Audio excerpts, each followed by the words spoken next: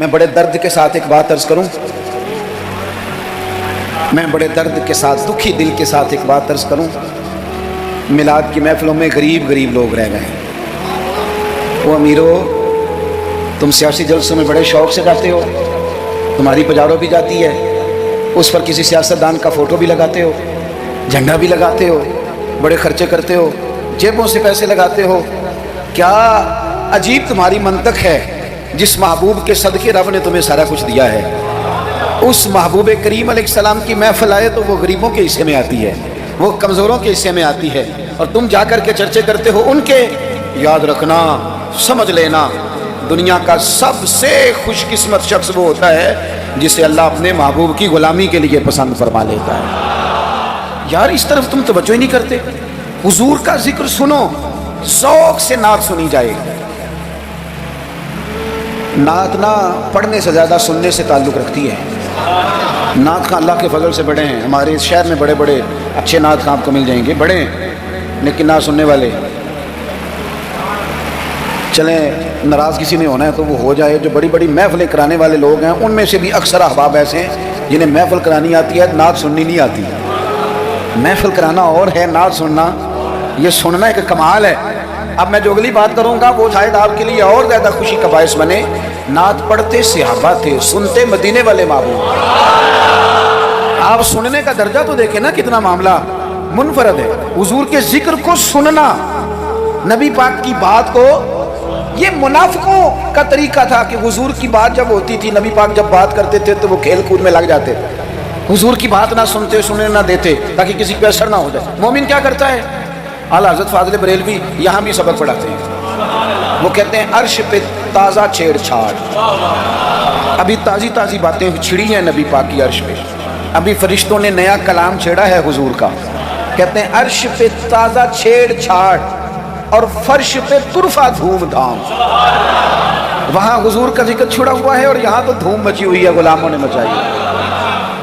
عرش پہ تازہ چھیڑ چھاڑ، فرش پہ طرفہ دھوم دھام، بس کان جدھر بھی لگائیے تیری ہی داستان ہے۔ میں عرض کروں، ادھر دیکھو میری طرف، میری ملت کے جوانوں، ہماری زندگیاں کمزور ہیں، ہمارے ذمہ بڑے سارے حقوق ہیں۔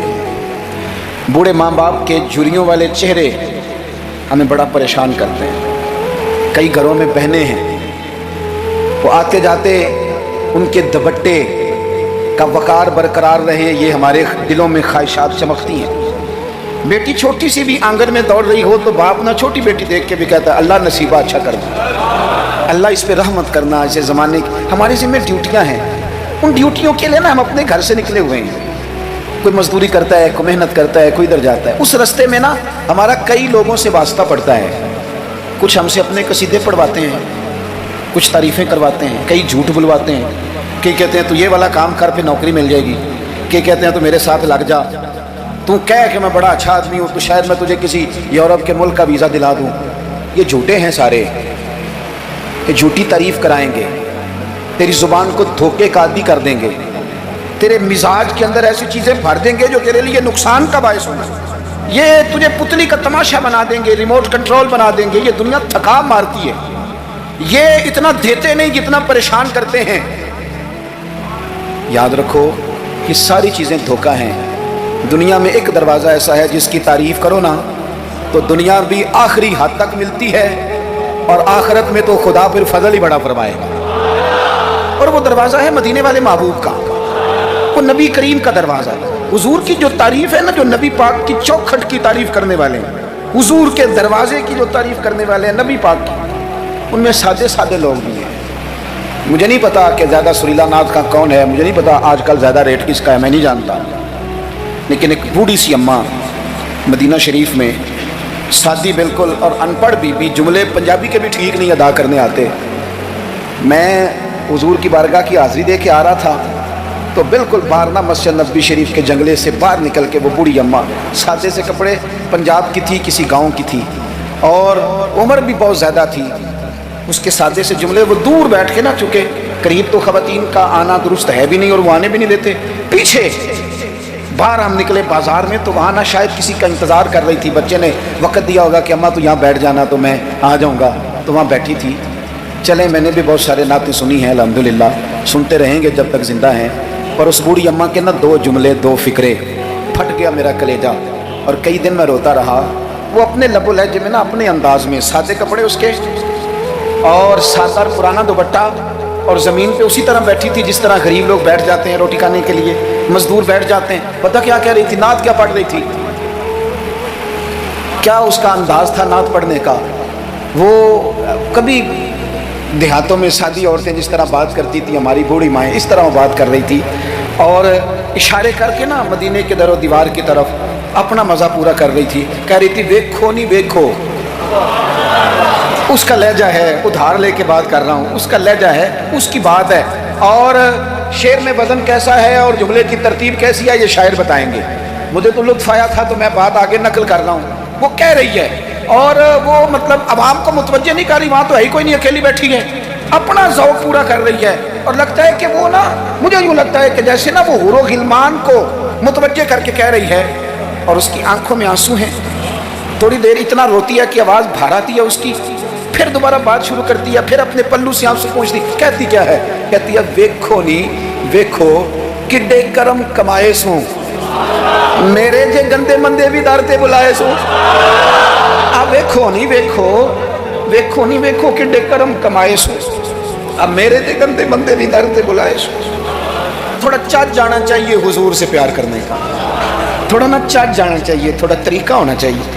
اس کے لیے مہنگی محفل کی ضرورت نہیں، اس کے لیے ذرا ذوق کی ضرورت ہے۔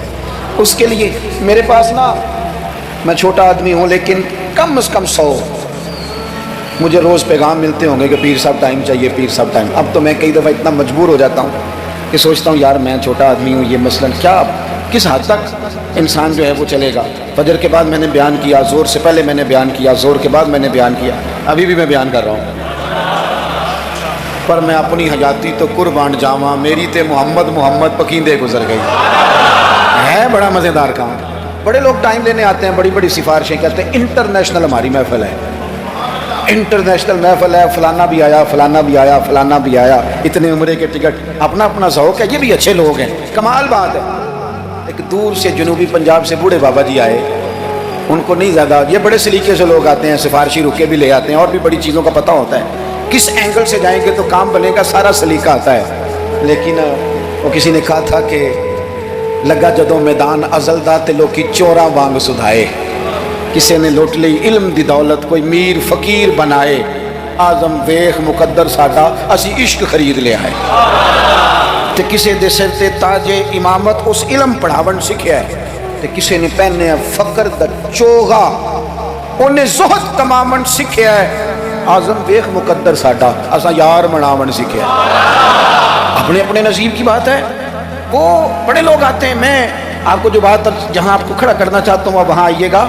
ایک سادے سے بزرگ سے، سیدھے سادے تھے، کندھے پہ رومال رکھا، جمعے والے دن میں گزر رہا تھا تو میرے کان میں ہلکی ہلکی بات، پریشرائز کر کے نہیں، کہنے لگے پیر صاحب جدوں بھی ٹائم ہوئے نا، مہینے نو، چوں نو، چھیاں نو، سال نو، دو نو، یہ انداز ہے، جدوں بھی ٹائم ہوئے نا تو ایک چھوٹی جی محفل کرنی، میں ماڑا بندہ جی، تھوڑی جی میری تنخواہ ہے، میں کمیٹی پائی ہر مہینے پیسے رکھنا، جدوں تھوڑے کٹھے ہو جان تے سونے دا میلاد کردا۔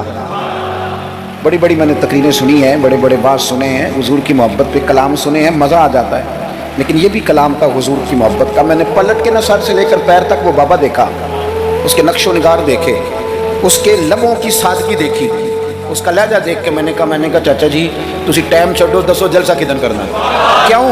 کیوں؟ اس لیے کہ یہاں محبت ضروری ہے، پیار ضروری ہے، یہاں وفا دیکھی جاتی ہے، یہاں دل کا جذبہ دیکھا جاتا ہے۔ بارگاہ رسالت مآب میں نہ لفظوں کے تراشے، نہ تیری آواز کا ترنم، نہ تیرا جھومنا، نہ تیرا تڑپ آنا، نہ تیرا محفل میں سچا جھوٹا وجد کرنا، ان میں سے کوئی چیز قابل قبول نہیں۔ وہاں تو دیکھا جاتا ہے تیرے سینے میں میرے محبوب کی محبت کتنی ہے، اور وہ محبت ہونا ضروری ہے، وہ محبت ہونا ضروری ہے، قریب ہونا بھی ضروری نہیں، وہ محبت ہونا ضروری ہے، سامنے ہونا بھی ضروری نہیں۔ محبت تگڑی ہو، خالص ہو، رسول اللہ صلی اللہ علیہ وسلم کو ٹوٹ کے چاہا جائے، اگر غلام حضور تک نہ پہنچ سکے تو نبی پاک مولا علی اور فاروق اعظم رضی اللہ تعالی عنہما کو جبہ دے کے کہتے ہیں جا کے میرے عویس کرنی کو پہنچا دے۔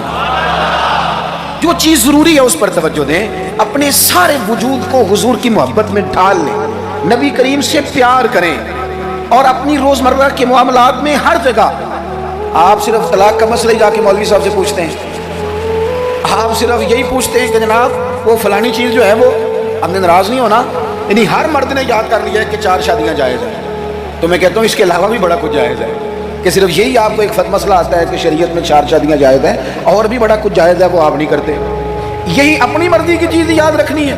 کبھی جا کے مولانا سے ہر بات پوچھو، ان سے پوچھو مولانا دکان ڈالنے لگاؤ میرے مدینے والے کا طریقہ کیا ہے، یہ بھی ذکر رسول ہے۔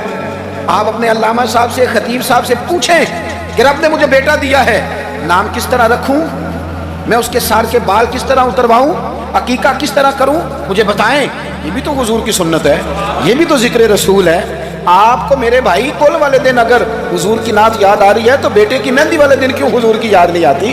ہر مقام پر نبی پاک کا تذکرہ، اور شوق سے اور ذوق سے اور تڑپ سے اور کیفیت کے ساتھ، خالی نعرے نہیں۔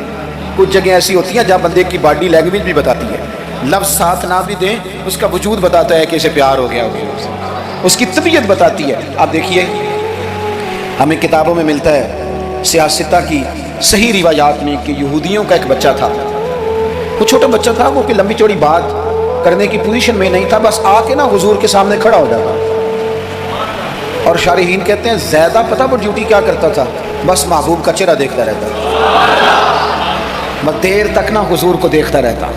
نبی کریم کبھی کبھی کوئی کام بتاتے تو کر آتا، یہودی کا بیٹا تھا، پیار ہو گیا اسے نبی پاک سے۔ آپ کے بیٹے کو بھی ہو سکتا ہے، میرے بیٹے کو بھی ہو سکتا ہے، شرط یہ ہے کہ وہ اپنے ابا سے حضور کی نعت سنے۔ اس نے اپنے ابا سے دولت کی تعریف سنی تو اسے دولت سے پیار ہو گیا، اس نے اپنے ابا سے سنی نا بات کہ فلانے کا بیٹا ڈاکٹر بن گیا تو پیسے بڑے کما رہا ہے، فلانے کا بیٹا کاروباری ہے تو آگے بڑا گزر گیا، جو سنا سو اس کے دل میں آ گیا۔ اگر یہ سنے گا تو حضور کا پیار بھی آ جائے گا۔ وہ نبی کریم کی بارگاہ میں کھڑا رہتا ہے، حضور کی زیارت کرتا ہے، خدمت کرتا ہے یہودی کا بیٹا۔ میرے محبوب بڑے کریم ہیں، میں بڑی ذمہ داری سے آپ کو عرض کرتا ہوں، حضور بڑا ہی اجر عطا کرتے ہیں۔ وہ یہودی کا بیٹا تھا، بیمار ہو گیا، قربان جائیں، 2-1 دن نظر نہیں آیا تو حضور فرمانے لگے چلو نا تیمارداری کرنے چلے۔ حضور تیمارداری کرنے کیسے نصیب ہیں، کیسی خوش بختیاں ہیں، سرکار سرانے بیٹھے ہیں، نبی کریم علیہ السلام کرم فرما رہے ہیں۔ حضور کی وہ محبت دیکھی نا تو وہ غریب یہودی، اسے پتا تھا سرداروں کے طریقے کیا ہیں، اسے پتا تھا چودھریوں کے سلیقے کیا ہیں، اسے خبر تھی کہ خان ہو تو ان کے مہمان بھی کوئی خان ہی ہوتے ہیں، انہیں خبر تھی کہ عام لوگوں کا طرز حیات کیا ہے، لیکن وہ سمجھ گیا کہ میرے جیسے غریب کے بچے کی تیمارداری کرنے جو آئیں وہ دنیا دار نہیں، وہ اللہ کے سچے رسول ہیں۔ حضور صلی اللہ علیہ وسلم نا اس چھوٹے بچے سے بات کر رہے ہیں، ادھر دیکھنا میری طرف، چھوٹے بچے سے۔ اب میں نے جو بات کہنی ہے اگر آپ کی سمجھ میں آ گئی تو ٹھیک ہے، نہ بھی آئی تو بات ٹھیک ہے۔ پیار نبی پاک سے خالص کرنا، انشاءاللہ رسول پاک تیمارداریاں فرمائیں گے، کرم نوازیاں فرمائیں گے۔ پیار خالص کرنا، نیرا نعرہ نہ لگانا، صرف تقریر میں بات نہ رہے، نکابت خطابت اور یہ مائک کی حد تک چیزیں نہ رہ جائیں، کوئی اس کا عملی ثبوت بھی ہمارے سامنے آئے۔ حضور اس بچے سے بات کر رہے ہیں، فرماتے ہیں کلمہ نہیں پڑھ لیتا؟ قربان جائیں، کسی کو ابا نے کلمہ پڑھایا، کسی کو اماں نے پڑھایا، کسی کو مفتی صاحب، پیر صاحب، علامہ صاحب، صوفی صاحب، درویش نے پڑھایا، اس کے بھی تو ذرا نصیب دیکھو نا، کلمہ نہیں پڑھ لیتا۔ تو اس بچے نے نا نظروں ہی نظروں میں اپنے باپ کی طرف دیکھا، پڑھ لو کلمہ، نظروں ہی نظروں میں پوچھ رہا ہے۔ تو والد کو بھی پتا تھا نا کہ یہ کون ہے، ایسے تھوڑی کوئی آ جاتا ہے تیمارداری کرتے ہیں، بڑے پیارے ہوتے ہیں بچے ماں باپ کو۔ تو باپ نے آگے بڑھ کے اس بچے کی پیشانی پہ ہاتھ رکھا، کہنے لگے پتر جس طرح یہ کہتے ہیں نا ویسے ہی کر لے، آپ پیار تو خالص کریں نبی پاک سے۔ حضور نے کلمہ پڑھایا، وہ شخص کلمہ پڑھ کے مسلمان ہو گیا، اس کی روح پرواز کر گئی۔ بڑا نصیبوں والا تھا جس کا جنازہ بھی مدینے والے محبوب نے پڑھا، جس پر کرم نوازیاں بھی حضور نے فرمائی۔ میرے بھائی حضور کے ساتھ پیار ہو۔ اپنے گجرانوالہ میں ایک دن سفر کر رہا تھا تو روڈ سے نیچے اترا ہوں، بالکل عین فجر کے بعد مجھے کہیں دور جانا تھا، تو سامنے نا بڑا سارا لکھا ہوا تھا، کیا آج آپ نے درود شریف پڑھا ہے؟ وہ پڑھا، میں نے پڑھا تو میں نے درود شریف پڑھنا شروع کر دیا، یعنی جاری ہو گیا۔ جس نے لکھا اللہ اسے جزا عطا کرے، جس نے لکھا اللہ اسے یہ مسجد میں کسی جگہ نکلتے وقت، آتے وقت، جاتے وقت، دکان پہ آپ درود شریف لکھ دیتے ہیں نا، ایک دفعہ تو بندہ نظر اٹھاتا ہی ہے نا پڑھنے کے لیے. تو آپ بتائیں اگر کسی نے دیکھ کے ایک دفعہ بھی پڑھ لیا تو لکھنے والے پر اللہ کتنا فضل فرمائے گا. درود السلام نہ طبیعت کو میٹھا کر دیتا ہے، طبیعت کو ٹھنڈا کر دیتا ہے. مولانا ابو نصر رحمۃ اللہ علیہ وہ فرمایا کرتے تھے، کہتے تھے میں رات کو نا کبھی کبھی مدینہ شریف نکلتا تھا تو ایک درویش دودھ لے کے باہر آیا کرتا تھا. دودھ لے کے وہ باہر نکلتا تھا تو پتہ کہتا کیا تھا؟ کہتا تھا دودھ پی لو. تو لوگ پوچھتے تھے کتنے کا ہے؟ کہتے کوئی نہیں، بس تم دودھ پی لو اور مدینے والے پہ درود پڑھ دو. بھائی اتنا ہی، اتنی بات ہے، پیتے جاؤ اور درود شریف پڑھتے. ایک تو درود و سلام پڑھنا ہے پورا ربیع الاول شریف. دوسری گزارش اس ماہ مبارک میں میری آپ کی خدمت میں یہ ہے کہ سیرت کا کوئی ایک سبق ہر روز میلاد شریف کے 30 دنوں میں سیرت کا ایک پورا باب، اس کو 10 منٹ میں، 15 منٹ میں، 7 منٹ میں اگر بیان کیا جا سکے ایک باب. لوگوں کو بتاؤ نا کہ میرے نبی پاک کا علم کس طرح کا تھا، لوگوں کو بتاؤ حضور کی حکمت کس طرح کی تھی، لوگوں کو بتاؤ رسول پاک کی سچائی، دیانت، امانت کے معاملے میں سیرت کا منہج اور معیار کیا تھا. لوگوں کو بتاؤ تو صحیح کہ مدینے والے پہنتے کس طرح کا تھا، کھانے میں طرز محبت کیا تھا. حضور کی سیرت کا ایک پہلو روز میں اکثر اپنے آپ سے کہتا ہوں ہم نے حضور کی سیرت کھول کے بیان نہیں کی. کاش ہم حضور کی سیرت کھول کے لوگوں کو سناتے، کھول کے مطالعہ کرتے، ریسرچ کرتے، بیان کرتے، تدریس کرتے، بتاتے، پڑھاتے، سناتے. میری ملت کا کوئی جوان کسی ایکٹر اور کرکٹر کو آئیڈیل نہ بناتا، کسی موٹیویشنل سپیکر کے پاس جا کے نہ بیٹھتا، کہیں سے وہ اپنی ذہن سازی نہ کراتا. کہتا چپ کر، مجھے پتا ہے میرے نبی پاک کا مصیبتوں میں طریقہ کیا رہا، مجھے پتا ہے حضور کا نعمتوں میں طریقہ کیا رہا، مجھے پتا ہے رسول پاک علیہ السلام کا گھر والوں کے ساتھ رویہ کیا رہا. سیرت کے باب پورا ربیع الاول آپ سنیں بھی اور کوشش کریں. کسی ایک کتاب ہے سیرت کی، بڑی سادی سی کتاب ہے، سیرت مصطفیٰ. علامہ عبد المصطفیٰ اعظمی رحمۃ اللہ علیہ بزرگ گزرے ہیں، انہوں نے لکھی ہے، سادی سی ایک ہی جلد میں، ذرا زیادہ آسان ہے. وہ کتاب لے لیں آپ، اور اس کتاب کو نا آپ حضور کے جو اخلاق کے باب ہیں، جو شمائل ہیں، خصائل ہیں، فضائل ہیں، ان کو پہلے پڑھیں. اور آپ ذرا تھوڑا سا نا غور کے رک کے حضور کی سیرت مبارکہ کے جملے، یہ ربیع الاول شریف نہ سارا حضور کی یادوں کے نام کر دیں. آپ یقین کریں کہ سیرت تعمیر کر دے گی آپ کو. آپ کی شخصیت کے اندر جتنی کمزوریاں ہوں گی، حضور کی سیرت مبارکہ پڑھنے کی برکت سے اللہ وہ ساری کمزوریاں اپنے فضل سے دور فرمائے گا. آخری بات آپ کی خدمت میں یہ عرض کرنی ہے، خدا را محافل کا ماحول بہت سنجیدہ کر لیں، بہت سنجیدہ محفل روحانیت والی بنائیں. میں تمام محافل کرانے والوں سے، پورا ربیع الاول شریف محفلیں کرانے والوں سے اپیل کروں گا کہ محفلوں میں کیمروں کا استعمال ذرا کم کریں، تھوڑی مہربانی کریں. چلیں ریکارڈنگ کے لیے کہیں ایک آدھ کیمرہ آپ ضروری سمجھتے ہیں تو ہر بندہ فوٹو سیشن کر رہا ہے، ہر شخص کمنٹس دے رہا ہے، کم سے کم اس کا آپ استعمال کریں. کوشش کریں محفل میں وضو کر کے آئیں، سر ڈھانپ کے آئیں. حضور علیہ الصلوۃ والسلام کی نعت سننی ہے، خوشبو لگا کے آئیں. نبی کریم کی محفل نور میں بیٹھنا ہے، وہاں ادب کے ساتھ آئیں، خشوع کے ساتھ آئیں. توجہ آپ کی نعت خاں کے شعر پہ ہو. آپ محفل پہ کوئی تبصرہ نہ کریں. نعت خاں جو مال اکٹھا کر کے طے کر کے اپنی جان پہ ظلم کرتے ہیں وہ سب کو پتہ ہے، لیکن وہ تو کر ہی رہا ہے نا جو کر رہا ہے.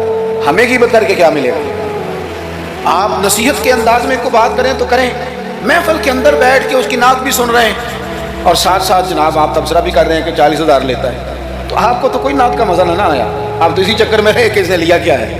آپ چھوڑیں اس بات کو، آپ اپنا سرور اور ذائقہ پورا کریں، خوبصورت محفل کریں. کوشش کریں اتنا رش نہ ڈالیں کہ وہ مجلس اتنی لمبی ہو جائے کہ پھر صبح فجر کی نماز کے لیے لوگوں کے لیے مشقت بنے. آپ 1-1.5 گھنٹے میں بڑا معقول پیغام، سونی نعت. ویسے بھی اگر آپ ایک آدھ نعت خاں کو دعوت دیں گے تو اس کا فائدہ آپ کو یہ ہوگا، میرے بھائی کے اسٹیج پہ لڑائی نہیں ہوگی کہ پہلے میں نے جانا ہے اور میں نے 6 جگہ پہ جانا ہے اور میں تو آ گیا ہوں تو میرا شکر ادا کرو. یہ جان چھوٹی رہے گی آپ کی. آپ اچھے طریقے سے ایک شخص کو موقع دیں، وہ 2 نعتیں پڑھے، 3 پڑھے، ایک سونی تلاوت کریں. ایک بات جو ہر سال کہتا ہوں پھر کہہ لوں، محفل میلاد میں وہ والا کام نہ کریں جو ہم سیاستدانوں کے مسئلے میں کرتے ہیں. یہ نہ ہو کہ میلاد کی اسٹیجوں پہ بھی پھر تگڑے تگڑے لوگ جمع ہو جائیں. غریب بیچارے میلاد میں بھی پیچھے پیچھے رہ جائیں، وہ ڈھونڈتے ہی رہیں کہ ہمیں عزت کس دن مل رہی ہے، بس جس کے ہاتھ میں نوٹوں کی دتھی ہو اس کی سیٹ بھی اگلی ہو، سارا سال بے شک مسجد نہ آئے۔ یہ رویہ ٹھیک نہیں، یہ انداز تکلیف دہ ہے غریبوں کے لیے۔ آپ یہ رنگ اختیار ہی نہ کریں اور مہربانی کریں۔ آپ تو کہتے ہیں کہ میلاد شریف کا لنگر برکت والا ہے، اور آپ تو کہتے ہیں کہ محفل سارا سال برکت والی ہوگی، تو آپ کے بیٹے کے نام کی جو دعوت ہوتی ہے ولیمے کی، اس میں بھی آپ چھتوں سے ڈبے پھینکتے ہیں چاولوں کے، اس میں بھی آپ یہی سلوک کرتے ہیں جوس والے ڈبوں کے ساتھ کہ چھت سے پھینک دیں، یہ لے لو میلاد کا ہے، میرے بیٹے کے ولیمے کا، اس طرح پھینکتے ہو۔ تو یہ حضور کے میلاد کے ساتھ یہ حال ہے۔ آپ وہاں بھی آپ نے ناراض نہیں ہونا، میں آپ کو چونکہ میں روز جاتا ہوں تو میں حقیقت بتا رہا ہوں، چودھریوں کے لیے، خاص لوگوں کے لیے سونے دسترخوان، اعلیٰ غذائیں چن دی آپ نے، اور جناب وہ جو غریب طبقہ بیچارہ آیا تھا اس کو چھاپروں میں چاول پھینک دیا آپ۔ یہ معنی دارت، اگر یہ لنگر میلاد کا ہے چاول والا، یہ اگر غریب کے گلے سے اتر جاتا ہے تو نعت خواہ کے گلے سے بھی اتر جائے گا، پیر صاحب کے گلے سے بھی اتر جائے گا، کوئی اتنی مصیبت والی بات۔ ایک جیسا لنگر، یہ کیا بات ہوئی؟ بزرگوں کے نام کا جو لنگر سادہ ہو وہ مرید کھائیں، اور جناب وہ اقبال نے کہا تھا کہ مرید بیچارے کو میسر نہیں مٹی کا دیا بھی، اور گھر پیر کا بجلی کے چراغوں سے ہے روشن۔ یہ رنگ آپ عشرت قدوں میں رہیں، اور آنے والا اس کو سڑک سے بھی سونے کی جگہ نہ ملے۔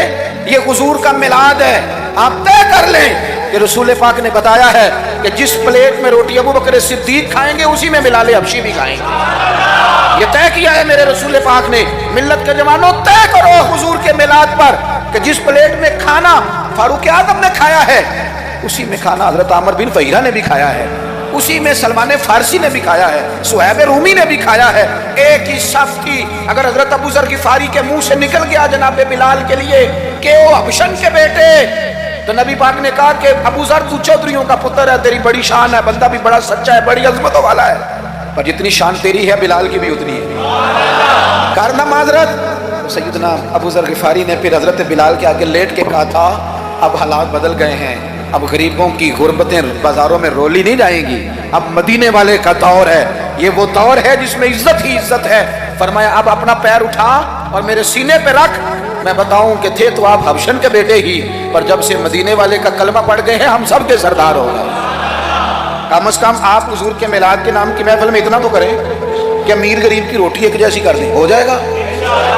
ہاں نہ نہیں کرتے، ہو جائے گا؟ یہ کم از کم اتنا تو کریں نا، آپ سادہ کریں چیزوں کو، اور غریبوں کو بٹھا کے نا، یہ بڑا کمال ہوگا۔ روز محفل ہونی ہے، سونا لنگر، صاف ستھرا، اور امیر روز ہی گوشت کھاتے ہیں، آپ جب بہترین گوشت ڈال کے کھانا پکائیں تو وہ بیچارہ غریب جو مزدوری کر کے آئے، جس کے بچے ہفتے کے بعد بھی گوشت نہیں کھاتے، وہ بھی ذرا اپنے تینوں بیٹے لے کے آئے، پلیٹ میں بیٹھ کے لنگر کھائے، اور اس کے دو بیٹے پوچھے ابا جی آج بڑا مزہ ہے روٹی کا، تو وہ کہے پتر آج میلاد مصطفیٰ ہے میرے نبی پاک، آج محفل ہے حضور کے نام کی۔